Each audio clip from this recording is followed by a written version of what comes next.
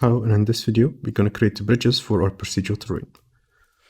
So previously I made a base setup for my terrain, and I also made a tool for adding paths and railways. Now here what we're going to do is we're going to place boxes, and these boxes are then representing where our bridge should be. So for example, if I want a bridge here or somewhere else, I would just place a box and it would automatically integrate a bridge there. I will also have a second box, and that box is then used to sort of like create a hole in the bridge so a player could like walk underneath it if they wanted. So this is for example, my first main bridge, and this is then another box that would define that this is the area that we can basically walk underneath it. Now again, to start here, I'm going to create a subnetwork.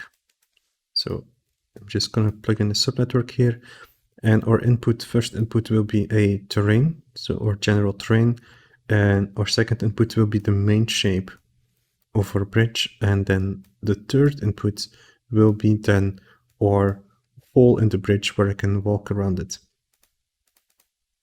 So now we have these inputs, and for the moment I'm going to focus on creating this bridge, adding some nice detailed geometry in there, and then project that geometry back into the terrain and integrate that nicely. The first node that I want to place is actually a flatten edges node. So here I have my basic cube and I flatten the edges. So normally nothing would actually change at the moment, because what could happen is if in Unreal I input a cube into my tool, it is possible that it has more topology than it needs to be. If I, for example, would have a input cube that is being triangulated, you will see a lot of triangles, but I would like to get rid of those triangles and get only the necessary geometry. So with the flattened edges here, you're just going to delete those, and it gives us a clean geometry to work with. Then I'm going to use a split node, so primitive splitting by normal. And I want to set this to the y-axis. So basically, our top and bottom are now selected, but I want to inverse the selection, so I only have this area. Then from this area, I would like to have some detail in them. I would like to have certain stone detail and so on, so it's not a perfectly plain geometry. So I would like to use here a node called the detail meshing. So with this node, we can basically project a certain geometry, a detailed geometry, onto another geometry. But this works based on our UVs, and at the moment we don't have any UVing going on. If I would double check my UV view, there is nothing there. So I'm going to place down a auto UV node. Let's double check the UV over here, and we can see that two pieces are being created. Now for this to work nicely, I would actually just would like to have one big UV chunk. So I'm going to play around here with the values until I have around one big piece here. Now this piece, what I also would like to do is use the layout node, UV layout, so we can control the layout of the UV. And what I would like to do here, there are some more packing settings here, and I'm going to set the target. So I want to make sure whatever I unwrap, the length will always be in this direction, because it can happen that this UV chunk is being rotated into this direction. But I would not like that to happen, so I would like to have a direction like this. We have a nice unwrapped geometry. So this is my first input, so the geometry to get the detail on. Then my second input will be the detailed mesh. For that, I'm going to start out with a grid. Then this grid, I'm going to make it quite high poly. I'm going to project in my height map. So I'm going to say 200 by 200. You can go even higher if you want that. And the size, let's put this to also 2 by 2 or 1 by 1, just something not too big. Then from here, I'm going to project a UV on this. So UV projection, plug that in over here, and I'm going to go to initialize, and it will automatically find the best fitting space. Then I want to do an attribute from a map, and I'm going to load in here my height field.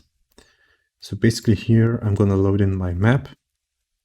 So this is the texture from Quixel I have that I chose. You can choose any pattern you would like to see for this bridge. So if you would like to have something more brick-like or another stone, you can then use that quixel asset.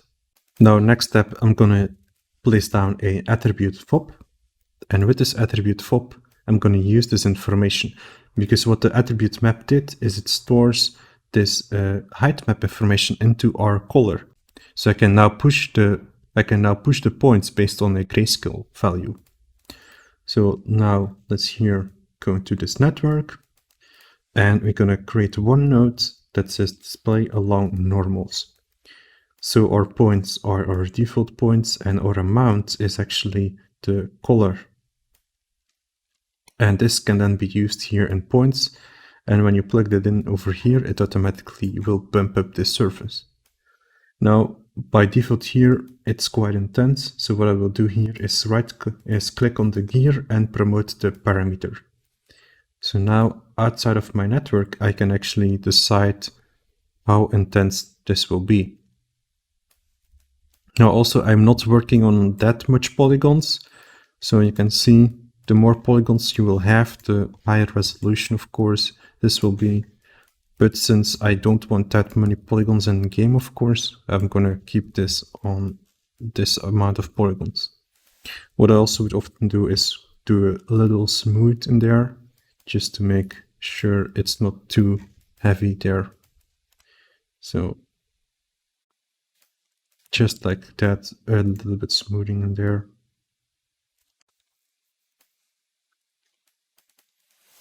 So something like this should be fine. Now this is then our second input, and see what we are having. And this is the result that I'm having. So as you can see, we are having a very tiny piece from this part. So I would like to go into the properties over here and change here our scaling, set this to probably 8 or higher. So now the scale is set to 8, and you can all immediately see that this is a way better result, and the bricks are here nicely around my geometry. So this is a very interesting node and workflow. So in here, I'm just going to use it for simply just detailing this bridge. Now at the moment, this might work a bit slow, and one of the reasons can be that this is actually too high in poly count. So this is about 40k polygons, so that's pretty high. What you could do is use a poly reducer, and you can start reducing the polygons here until we have something lower, like in this case 10, or you can set specific amounts.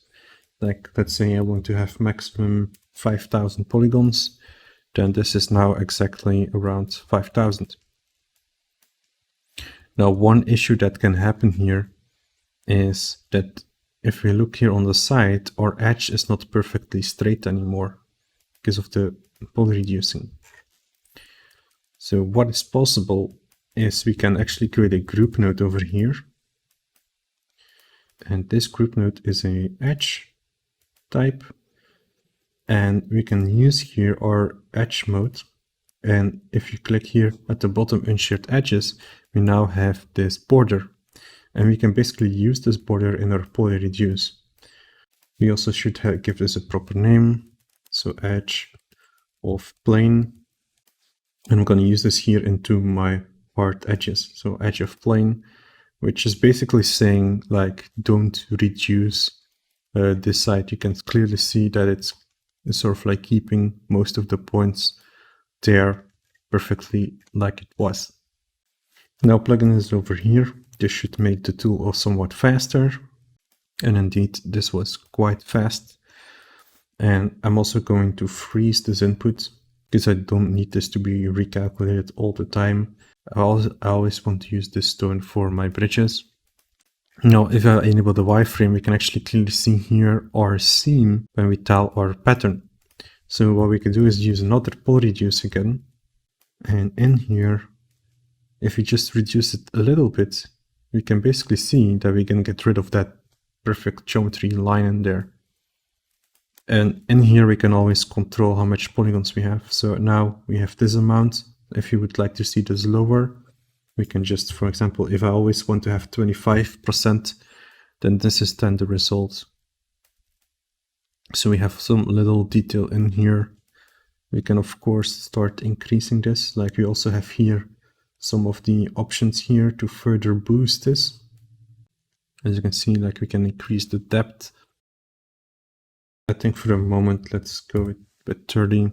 So it has a decent amount of poly count. What I also would like to do often is then just to bring in a quick shade node and fill in our texture here. So as you can see now, we are having actually some interesting geometry and shapes in here, instead of just a flat surface. Now, one thing I have not accounted in here is I wanted to have a opening here. So I had this geometry in here, which I will always do flat edge on. So this geometry, I want to use this to be a boolean, so a player could walk underneath the bridge. And I want to move this a bit over here, and let's place this right here.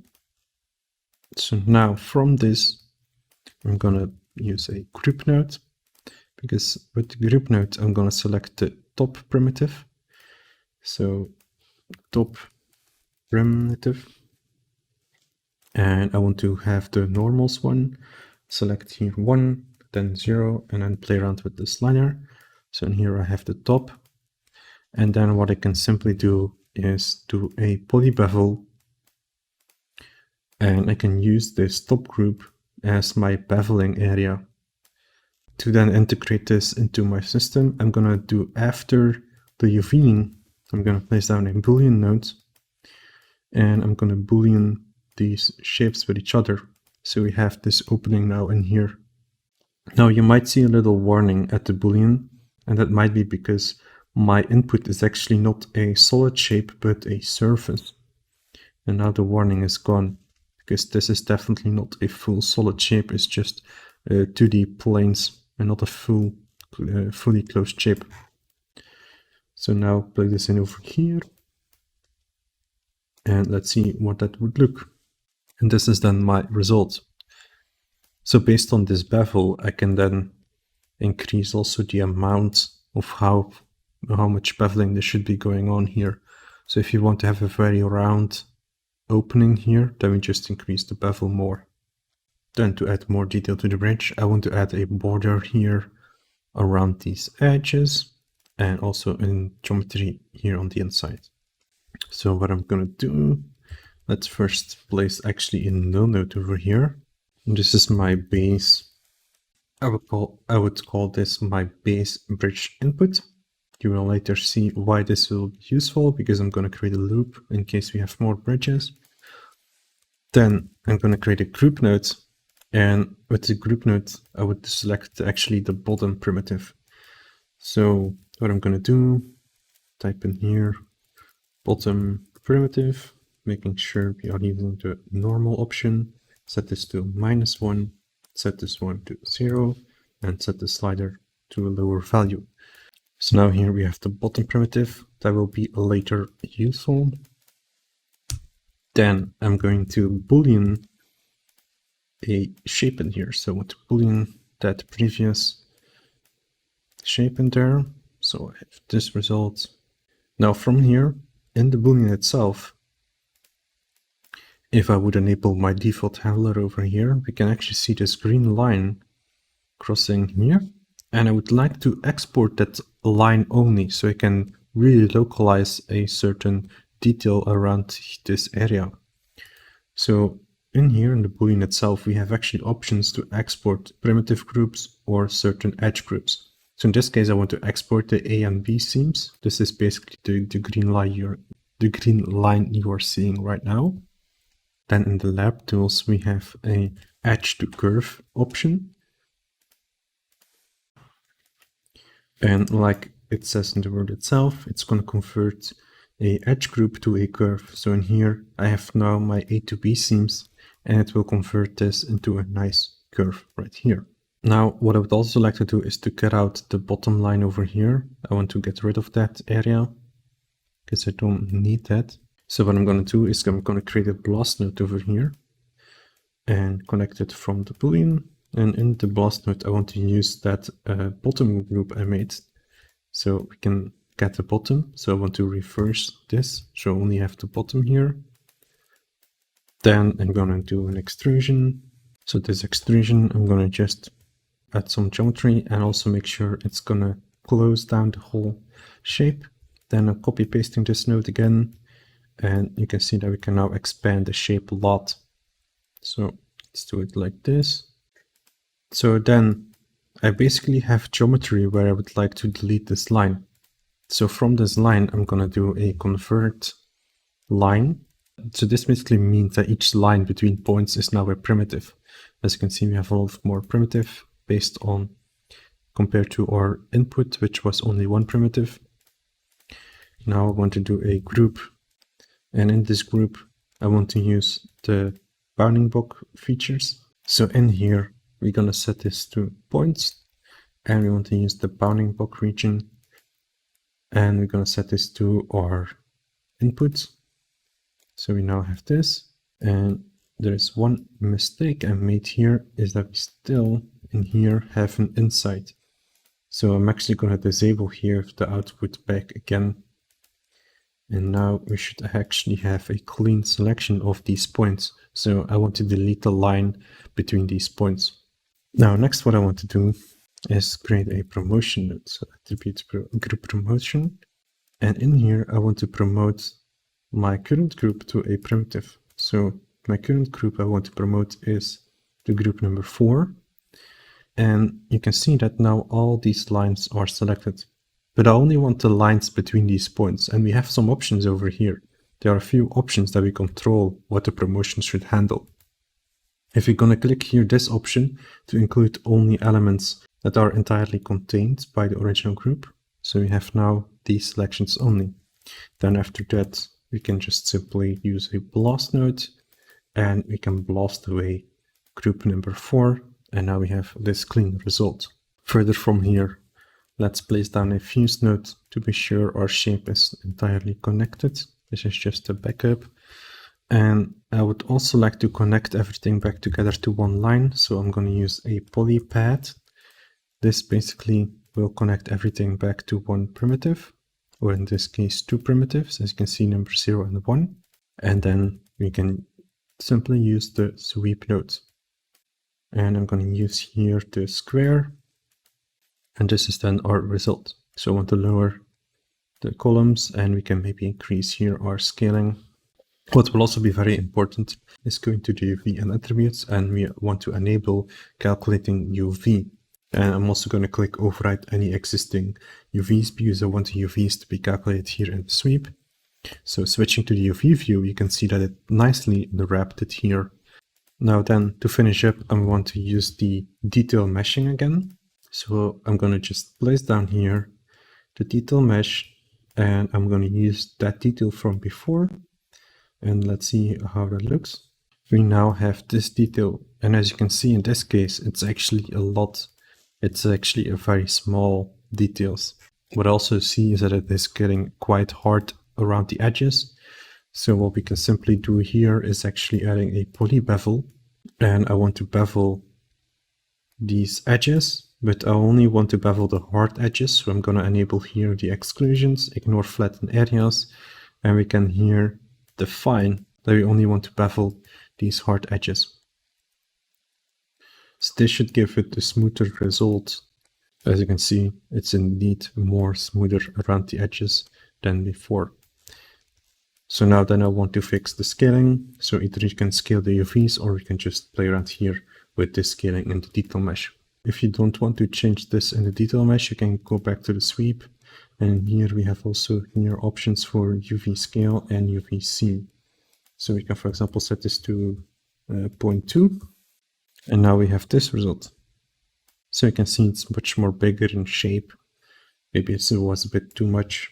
Let's increase this to a 2. I think something like this is okay to me. So we have some detail there. Now, what could also be useful is actually in the sweep node. In the sweep node, we can go here to surface, and when we scroll down, we have here an option to actually rotate our shape. We can rotate the shape in a certain direction. So this can be useful to hide seams or to have some more specific results. Now these two networks, let's bring them closer here together. Let's place down a merge node. And I might use here the poly reducing on both of them. So we have something like this. And we can still play around here with the scaling or rotation. Like I can see that I have some UV seam over here. So it can be a better idea to rotate this. So in this case, I just rotated that shape with the sweep node, and now we don't have that seam here anymore. So then next step is I want to create some geometry here for the inside. And without knowing we already actually have this, if I would go here to the Boolean, and I would enable here a primitive output, and I want to enable here B inside A. So if I now place down a blast node, if I use that group and inverse this, we now have exactly this area. So B inside A.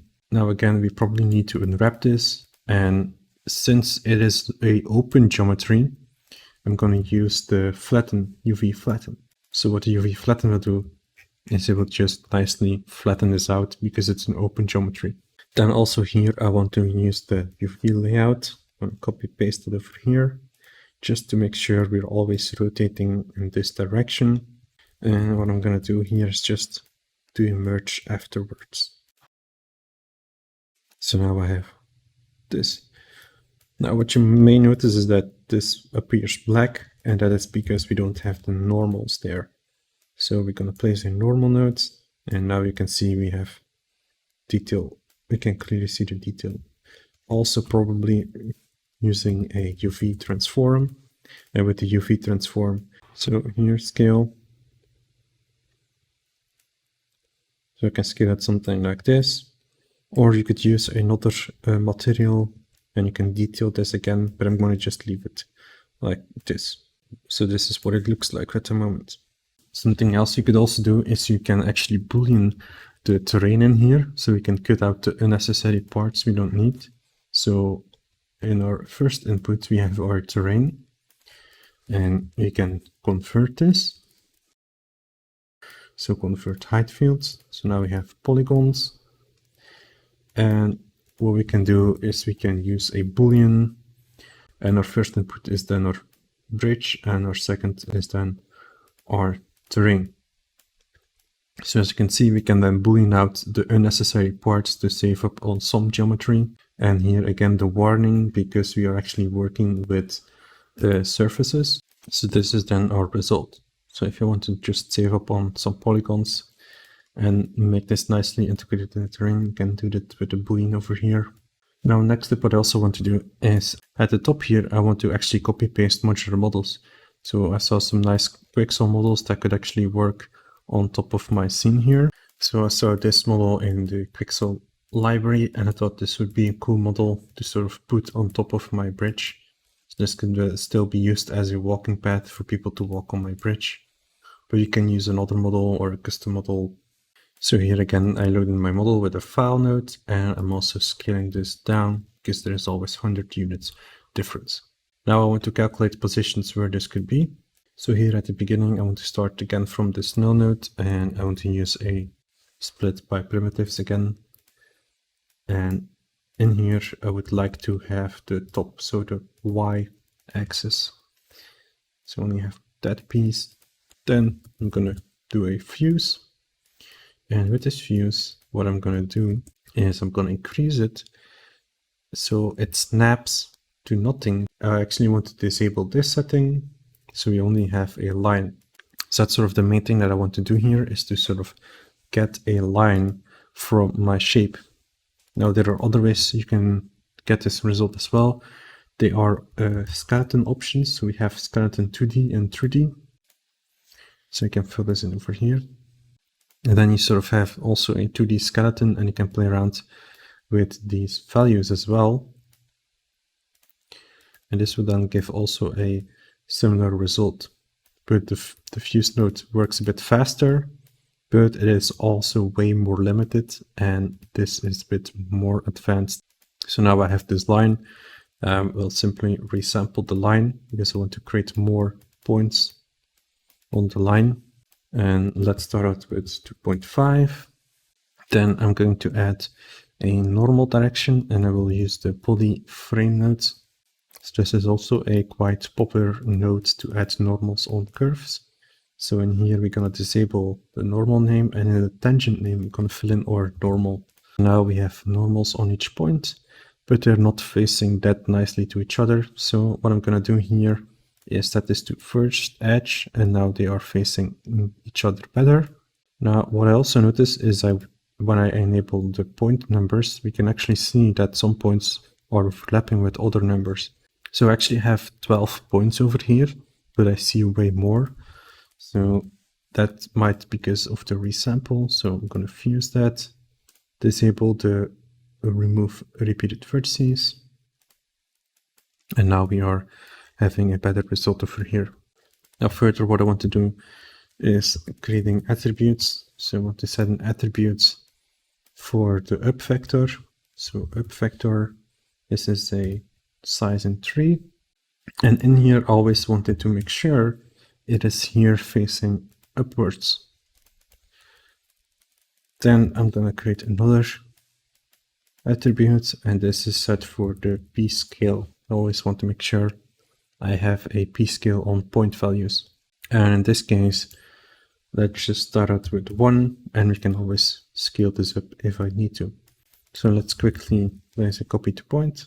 And what I can see is that they are placed nicely as I want them, but the scaling is wrong. I should probably go higher in scale, like this. So now they are nicely next to each other.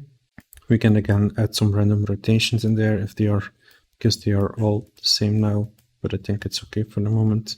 Now let's merge this result with the other one. And I noticed that my bridge might be too large. So either we could make a system that places more of these on top, but I would actually like that my bridge is just smaller, because this is already a huge bridge. It might be hard to get the scaling at the moment. You can load in some Unreal mannequins for scaling, but I actually want to scale down the bridge so it fits that better. So let's go over here. So this is what we should change. And a quick trick here, so it doesn't always calculate, is to set it here to manually for the moment. And now we can easily scale this down to something like this. And then when we are ready, we put it back to auto updating. So now it's being recalculated, and I can see these are now nicely on top there. Now an extra feature here again, what I would like to do is to have some ivy or plants growing on this bridge. So what I will do is I will make a very simple ivy generator. And I will start out with a gradient node, so color gradient. And I would like to have the color gradient from this shape, or basic shape here. From the boolean actually. So I have this result. And I can fine tune now with colors where my plants should start growing. So I would like to have them start growing at the bottom. If you want to have them more spread out, then you can just play around with the gradient. But of course, it would make sense that they would just start from the bottom. Now I can use a group node and select points from the bottom. So let's call this bottom points. And we can use a small little expression. So look at the color, and if they are bigger than 0.2, for example, well, I would say points. So now we have selected them all. Actually need to make them, if they are smaller, then you can select them. So these are all possible points that a plant could start growing. So next I'm going to place them in group range. And in the group range we want to have a point.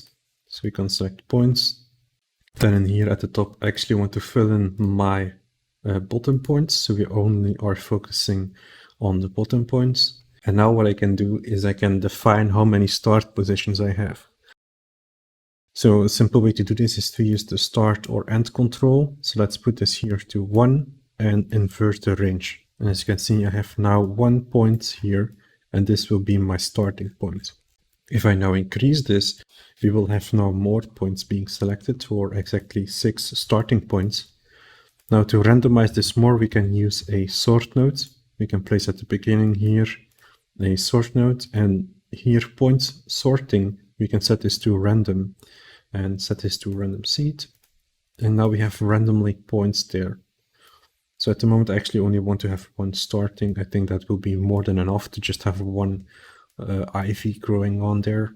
Then I'm going to use a group expand. This group expand is then used to define how far it should grow. So in the group expand, I'm going to use here my group 1. So this is my starting point, and we can increase the step numbers, and this will be the area how far it should grow. So let's set this to maybe 30. So this is how far it should maximum go. Now then I want to use another range group, and this range will then decide where they should end. So in here again, I want to set this to points because I want to select points, and we want to focus on the group called group expand. This was basically the output here from our expanding group. Then we can do the same method here again. We can set certain points, and these are then my endpoints. We can also use here the range filter, and we can then use this as well to get more points selected. So in this case, let's take something like 70. So we have a couple points here and there. And now comes the special node to bring this all together, is the find shortest path node. So we have two groups now. Maybe I should give them some better naming actually. So group 1 should actually be called beginning. Then I'm going to change this here as well in the expand node, so beginning group. And then here, this group is then the endpoint. So that would make more sense now to use. So our starting points are the beginning, and our endpoints are here, our end group. Now we will just see a little geometry here, but I'm going to change the method here to from any start to each ending. And now we will have sort of this ivy growing there.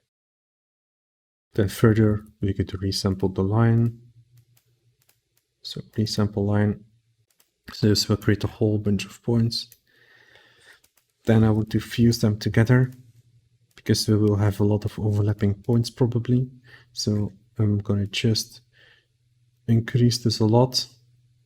Something like this maybe, until we have not that many overlapping points anymore.